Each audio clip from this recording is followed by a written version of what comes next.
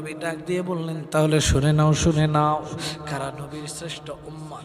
আমার নবী ডাক দিয়ে বললেন, ও আবু বকর, ও ওমর, তুমি জানোনি আমার শেষ জামানার উম্মত আমার হচ্ছে শ্রেষ্ঠ উম্মত। কেন গো নবী, কেন কেন তারা আপনার শ্রেষ্ঠ উম্মত?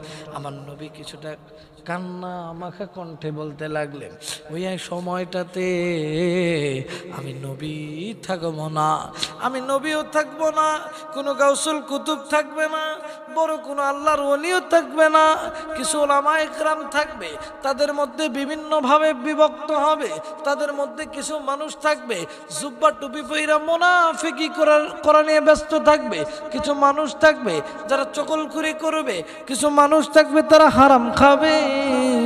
এই সময়ের মধ্যে কিছু কিছু মানুষ থাকবে যারা আমি নবীকে পাগলের মতো ভালোবাসবে। এই সময় কিছু উম্মত থাকবে